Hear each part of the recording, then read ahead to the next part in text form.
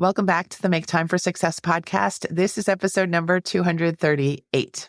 Have you ever wondered why some days you feel totally unstoppable and other days you can't focus for more than 10 minutes at a time?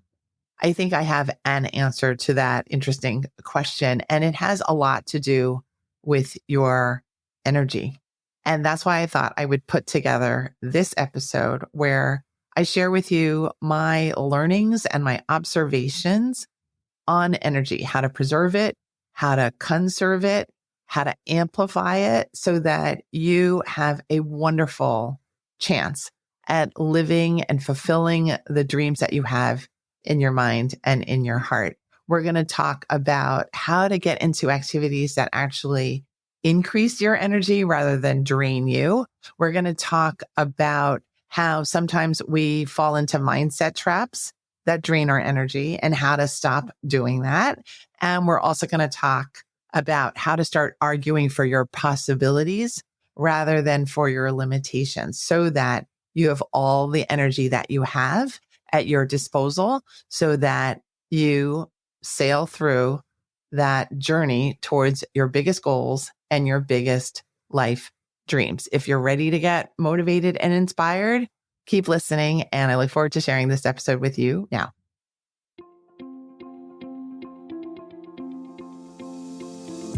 Hi, I'm Dr. Christine Lee, and I'm a psychologist and a procrastination coach.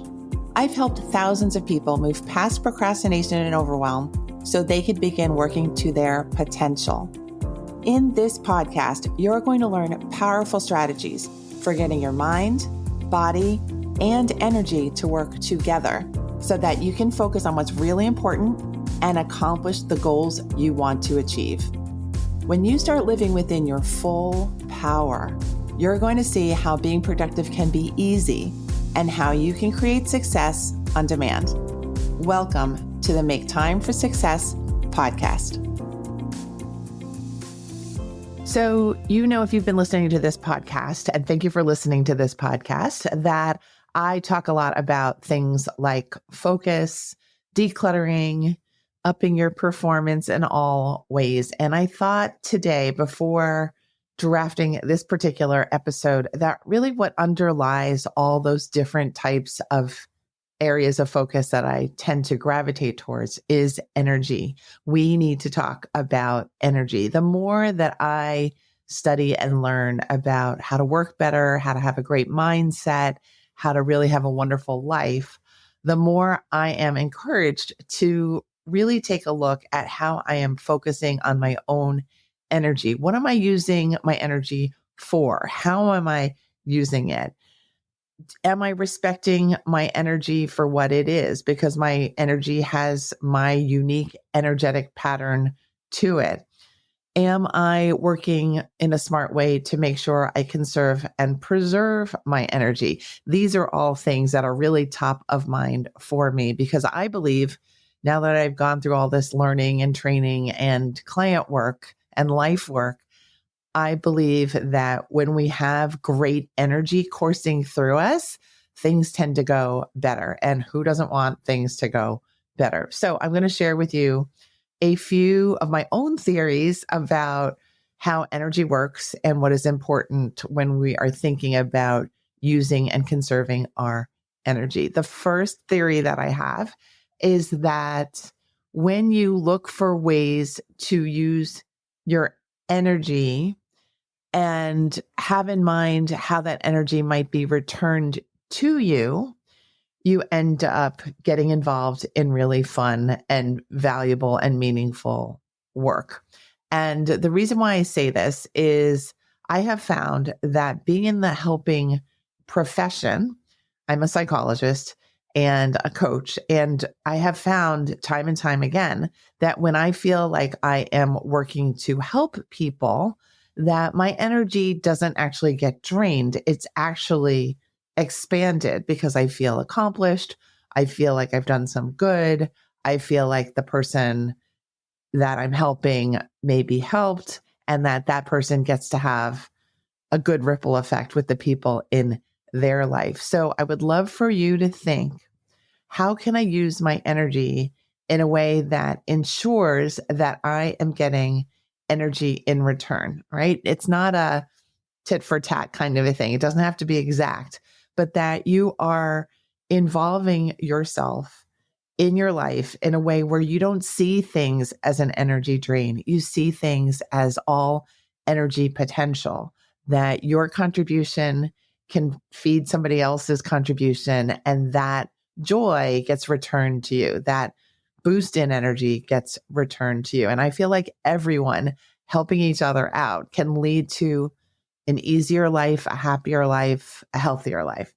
The second theory that I have is a positive mindset is your greatest shortcut to not draining yourself of energy. I need to figure out a better way to say these things. A positive mindset basically saves your energy. For me, it's like starting at the starting line in a race instead of starting in the locker room, right? I think that if you have any sort of negative opinion, prediction, mindset, language that you're working with, it's kind of like saying, I'm going to win the race, but I'm going to start from the locker room. And I'm using that analogy because we're all doing races of some kind. Metaphorically, we are trying to maybe build a business. Maybe you're trying to write a book. Maybe you're trying to raise your family. Maybe you're trying to think about what you're doing for your retirement or your next big move in your life. And I think that when you start by believing that your success is going to happen and adopting that feeling of sanity, security, that you are reliable, that your steps will get you to where you want to go, when you feel in that positive frame of mind, you're going to keep yourself well. You're not going to freak yourself up. You're going to keep making great decisions about that journey you are on when you make sure that what you're saying to yourself and how you're thinking is positively oriented. When we are negatively oriented, we are seeing all the reasons that what we want cannot happen. And I feel that that's actually a waste of your time because you're taking time that you could be moving towards your goal to scare yourself, to depress yourself, to worry yourself, and to think about all of the things you shouldn't really be thinking about. You're not planning, you're worrying, right? Planning is totally fine, but don't plan with this feeling like, oh, it might not work out. Plan with the feeling of, oh, I've totally got this in the bag. I'm so excited that this is happening. Let's go. All right. So remember, be your own hype person and then hype yourself up even more. There is no limit to how positive you can be. It might be annoying to other people, but I promise you it's going to help you to really see what you're made of and what you're headed towards. The third idea and theory that I have about energy is that you need to be open-hearted and open-minded in order to really see the picture in front of you. I feel that if you're guarded against something like criticism, judgment, failure, embarrassment, anything like that, anything negative, you're guarding against stuff and people and other people's energy, right? You're doing a lot of guarding. And I believe that when you're guarding against something, you're not actually giving yourself the chance to play full out as your full being and your full excitement and enthusiasm. And you're not playing with your full capacity and your full set of skills. And I also believe that when you play full out, it's really this amazing event. I don't think we oftentimes play full out because we are so concerned about other people, consequences, negative thinking.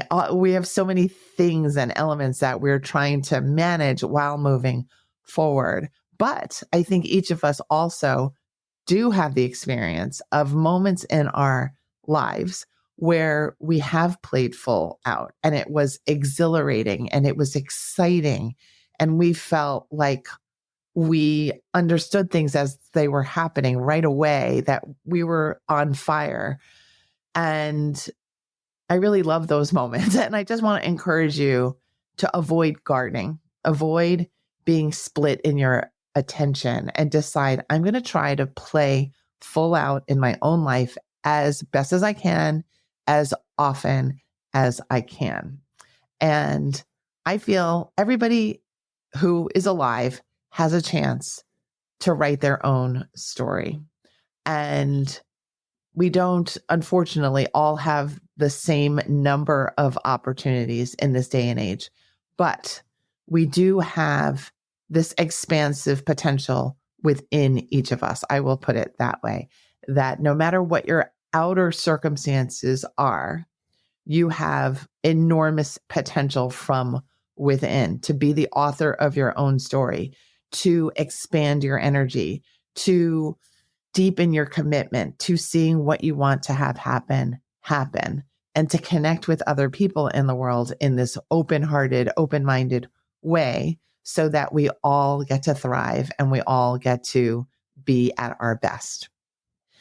The next theory that I have is, no matter who you are, you deserve to live in your full potential and with your full plate of possibilities. I think that when we think our time is limited, and it is limited because we're all going to pass away at some point, and when we think that our chances are limited, we tend to hold ourselves back from playing full out and going for what we want. And because of that, I no longer, for myself, think that my time is limited and that my chances are few. I have seen people limit themselves with fears, with self-limiting beliefs like, oh, I'm not strong enough. Oh, I'm not intelligent enough. Oh, I'm not experienced enough. Things like that. And I feel that when we are dumbing down our own potential, when we're dumbing down our own minds and our sense of our brilliance, we are dumbing ourselves down. And that, in essence, is causing us to limit ourselves. So I want you to think for yourself, what if I did deserve everything that I'm wanting? What if I did have all the skills, or the beginning of all the skills that are required for me to get to my end goal, right? To ask that person out on a date, to go searching for my new apartment because I don't happen to like my new current apartment.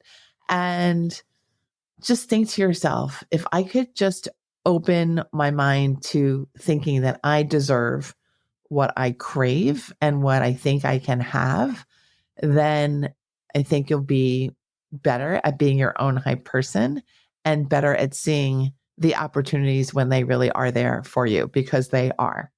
All right. So remember, you deserve everything that you think you're capable of. The next theory that I have is an important one. And there's a reason why I mentioned this one last, because I think it's kind of woven through all the other ones. And it is, how you treat your body and your mind is essential to doing and feeling well. If you focus on having your body and mind be vibrant and healthy, you are going to have a full energy source. You're going to have vibrant energy throughout the day, throughout hard projects, throughout hard times in your life. And I don't wish any of you any hard times in your life, but I absolutely do wish for you a full tank of vibrant energy. All right. We want to make sure, starting from theory number one, of look for the work and the activities that will encourage you to replenish your energy fuel tank. You want to find people, habits, jobs, hobbies, ideas, energy that causes you to feel inspired, not drained, that causes you to feel strong, not fragile, weak, and tired, that causes you to feel like you're on instead of off. That's the simplest way of putting it. And Therefore, I want you to, or I suggest that you take 10 minutes today, right after listening to this episode, and chart out for yourself. How are you going to do something today that will feed the health of your body and mind? We oftentimes forget that that takes planning too, right? We need time for the gym. We need time for good food. We need time to prepare for a full night's sleep, getting good sneakers. All these things feed your vibrant energy. So take the time that you need to make sure the vibrant energy gets created and preserved. To sum up, I would love for you to decide that you're going to be a better steward of your energy, that you're no longer going to decide that being stuck and stagnant is a good thing for you and your mind and your body and your life. You're going to decide that your future you will appreciate what you do for yourself and your future today. I wish you all the best in thinking about all these energy theories that I've created. I would love to hear your thoughts about any and all of them. Feel free to direct message me on Instagram. I am Procrastination Coach there. And I also invite you to download the free worksheet that goes with this episode on energy. You just go to maketimeforsuccesspodcast.com/energy. Again, it's maketimeforsuccesspodcast.com/energy. You've got so much in you. You've got so much to do outside of you. I hope you have a whole bunch of fun. I'll see you next week. Thank you for listening to this episode of the Make Time for Success podcast. If you enjoyed what you've heard, you can subscribe to make sure you get notified of upcoming episodes. You can also visit our website, maketimeforsuccesspodcast.com, for past episodes, show notes, and all the resources we mention on the show. Feel free to connect with me over on Instagram too. You can find me there under the name Procrastination Coach. Send me a DM and let me know what your thoughts are about the episodes you've been listening to. And let me know any topics that you might like me to talk about on the show. I'd love to hear all about how you're making time for success. Talk to you soon.